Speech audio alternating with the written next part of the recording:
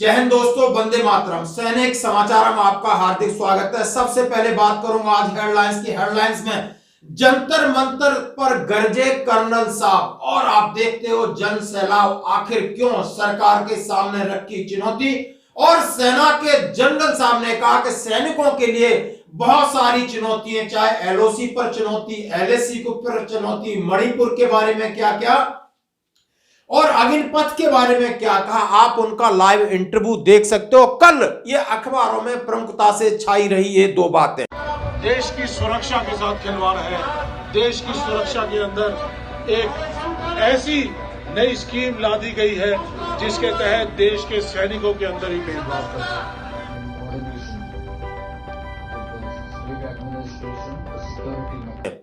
खबर करते हुए साथ से सबसे पहले मैं बात करूंगा अपनी ड्यूटी और अपना कर्तव्य निष्ठा की राह पर हमें मानवता का भी पाठ पढ़ाना आता है, और उसकी झलक आप ये देखिए।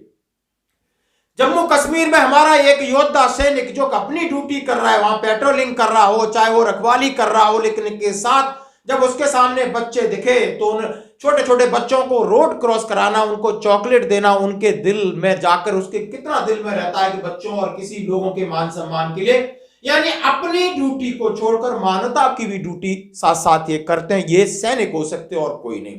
और दोस्तों, कहा गया कि धमनियों में उबलता रक्त है, भुजाएं जिनकी सख्त हैं, ये हैं बेवीर सैनिक, जिन्हें देख शत्रु पछता है। एक झलक देखिए हमारे वीर योद्धाओं की कि उस कंडीशन में, यानी हवा में लटक करके भी हम दुश्मन को परास्त कैसे कर सकते हैं। आइए हम खबरें करते विस्तार से। इसके साथ आपको कई वीडियो देखने को मिलेंगे। कल जंतर मंतर पर कर्नल साहब बहुत ज्यादा गर्जना कर रहे हैं, तो कर्नल रोहित चौधरी साहब है। फौज में तीन चीज के लिए लड़ाई लड़ी जाती है: नाम, नमक और निशान। नाम आपका, नाम आपके परिवार का, नाम आपकी पलटन का, नाम आपके गांव का, ये हमारा नाम हमारे साथ रहेगा। नमक, हम इस देश, हिंदुस्तान, भारत देश, इंडिया, इसके बाशिंदे हैं, इसके नागरिक हैं, तो ये देश और इस देश की सुरक्षा हमारी जिम्मेदारी है। तो ये नमक हमने इस देश का खाया है, आज हम इस देश की सुरक्षा के साथ खिलवाड़ है। देश की सुरक्षा के अंदर एक ऐसी नई स्कीम ला दी गई है जिसके तहत देश के सैनिकों के अंदर ही भेदभाव करते हैं। उसके साथ साथ हमें मालूम था कि भर्तियां कैंसिल हुई है, कुछ बच्चे जो है उनको अपनी भर्तियां नहीं मिली है, लेकिन इसका इतना महास्वरूप है, ये इसकी जानकारी हमें तब मिली जब चंपारण से अभिराज जैसे बच्चे निकले और इनको ये मुद्दा मिल गया। और वहां पर 11 तारीख जैसा कि हमने खबर चलाई थी, ये वो लोग हैं जिनका एग्जाम या तो निरस्त हो गया था या एयरफोर्स के एग्जाम होने के बाद उन्हें ज्वाइनिंग नहीं मिली थी। 1.5 लाख युवाओं के साथ धोखा हुआ था। विशाल धरना प्रदर्शन जंतर मंतर पर, राहुल गांधी के वादे के मुताबिक युवाओं की लड़ाई हम सड़क पर ले जाएंगे। 1.5 लाख युवाओं के भविष्य का खतरे में, और हम सरकार के सामने मांग रखते हैं कि देश की सुरक्षा के साथ खिलवाड़ किया है, सैनिकों के साथ भेदभाव किया है। चंपारण से 1100 किलोमीटर पैदल चलकर सैनिक यहां पर पहुंचे, और दोस्तों इस खबर को प्रमुखता से छापा भी गया। यानी जंतर मंतर कल का जो आंदोलन है उसको जगह मिली। आप ये बड़े अफसोस की बात है और खुशी की बात भी है। मैं दोनों बातें क्यों कहना चाहता हूं, क्योंकि वहां पर बगल में हमारे भी आज लोग बैठे हैं। पहले तो इनको वीडियो देखिए, इन्होंने नाम, नमक और निशान की बातें कही हैं, और जरा इनका जो पेपर में निकला है मोटा मोटा मैं आपके साथ शेयर करूंगा कि दिल्ली के जंतर मंतर पर पहुंचे हजारों युवाओं को संबोधित करते हुए कर्नल चौधरी ने कहा कि अग्निपथ योजना देश की सुरक्षा के साथ खिलवाड़ हमेशा से कहते आए। उन्होंने एयरफोर्स आर्मी भर्ती का भी जिक्र किया। उन्होंने कहा है कि और ये सारी भर्तियों के बाद 1100 किलोमीटर जो जवान चल करके दिल्ली पहुंचे हैं, नाम, नमक और निशान, नाम आपका और नाम आपके परिवार का, नाम आपकी पलटन का, नाम आपके गांव का, नमक हम इस देश के नागरिक हैं, इसकी सुरक्षा हमारी जिम्मेदारी, हमने इस देश का नमक खाया है, आज हम इस देश की लड़ाई लड़ने को तैयार हैं। निशान, कोई भी लड़ाई किसी झंडे के नीचे ही लड़ी जाती है, एक निशान तय करता है, हाँ हम 10 सेनापति जाते वहां, सेना का वह हारना निश्चित है, सेना का सेनापति और यूनिटी ऑफ कमांड एक आवाज की होनी चाहिए। जैसा कि उन्होंने सेना के अंदर की बात कही, दर दर ठोकरें खाने के लिए छोड़ा।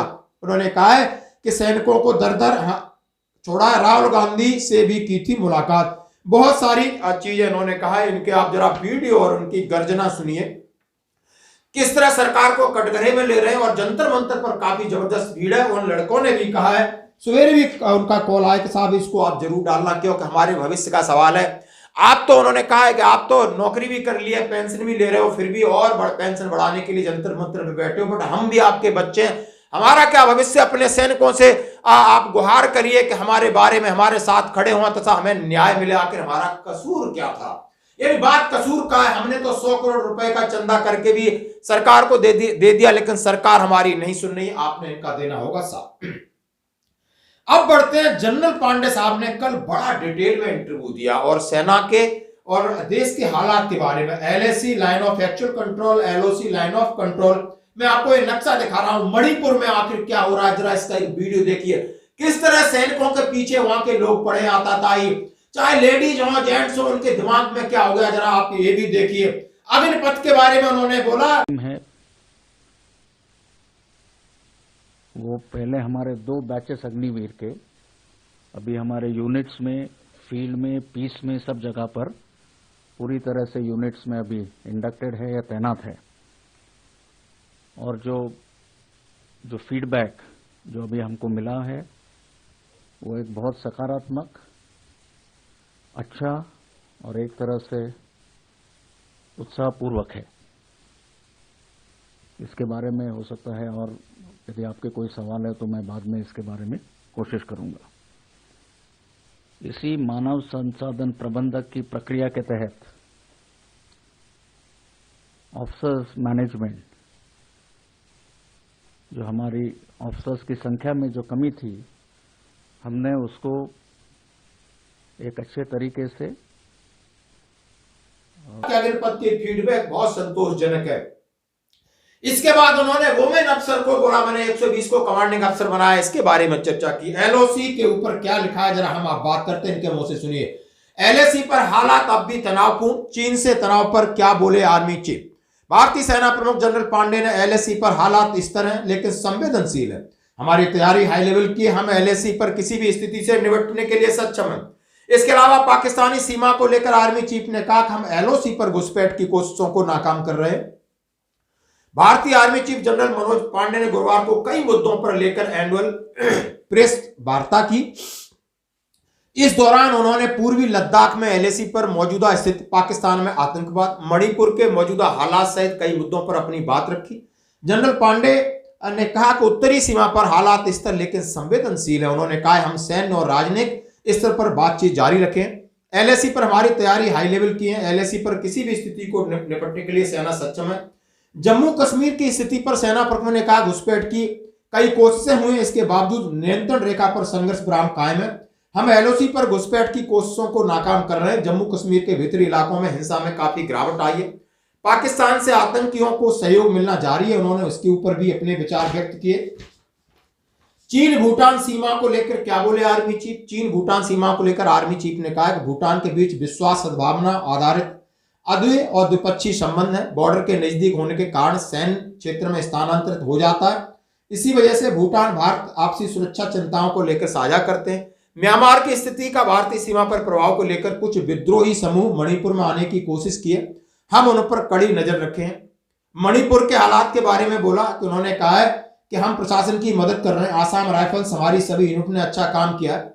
और उन्होंने बोला कि हम कई बार उकसावे के खिलाफ भी बहुत संयम हमने दिखाया, जैसा कि आप देख सकते हैं। इंडो पैसिफिक को लेकर उन्होंने अपनी बातें कही कि भारतीय सेना प्रमुख ने इंडो पैसिफिक को केंद्रीयता पर जोर दिया। यानी हर एक क्षेत्र के बारे में आप इनका इंटरव्यू देख सकते हो, हर एक के बारे में उन्होंने बातें की हैं, आप इनका इंटरव्यू देख सकते हो। क्योंकि सेना के सामने अलग अलग कई प्रकार की चुनौतियां, और जनरल साहब की चिंता भी स्वाभाविक है और स्ट्रेटेजी भी उसी प्रकार की है कि हर क्षेत्र पर किसी भी मोर्च पर सेना को आगे रहना होता है और उन चुनौतियों से कैसे निपटना है उन्होंने बखूबी अपनी प्रेस वार्ता में बताया। आज की खबरों में इतना ही, बने रही हमारे साथ। जय Hind. course, the challenge of, the weapons which are still missing, which are still at large, only close to 30% of the weapons have so far been recovered. So the attempt to recover the balance weapons in concert with other Central Armed Police Forces is currently ongoing. So our deployment, our operations in Manipur are happening, are synergized, are done in coordination with the state administration, the security mechanism. Address किया है जिसमें हमारा जो officers intake है उसमें अच्छी मात्रा में बढ़ोतरी हमने की है। हमारा जो सिलेक्शन प्रोसेस है उसमें कई तरह से हमने रिफॉर्म्स लाए हैं और साथ ही में जो बाद में हमारा प्रशिक्षण का ड्यूरेशन और अवधि होती है उसको भी हमने कम किया है। जैसे कि आर्मी कैडेट कॉलेज या टेक्निकल एंट्री स्कीम, उसमें हम ट्रेनिंग की अवधि को उसमें हमने और कम किया है without affecting the final outcome that you are looking at. उसी तरह से विमेन ऑफिसर्स, उनके मैनेजमेंट, इस दिशा में भी आपको ज्ञात होगा परमानेंट कमीशन जो अभी हमारे विमेन ऑफिसर्स को दिया गया है उसमें से तकरीबन 120 जो कि अभी कर्नल रैंक पर तैनात है, कार्यरत है अलग अलग इलाकों में, जिसमें कि फील्ड और मुश्किल इलाके भी शामिल हैं। उसमें अभी वो कमांडिंग ऑफिसर्स का रोल निभा रही है और वो भी अच्छे तरीके से निभा रही है।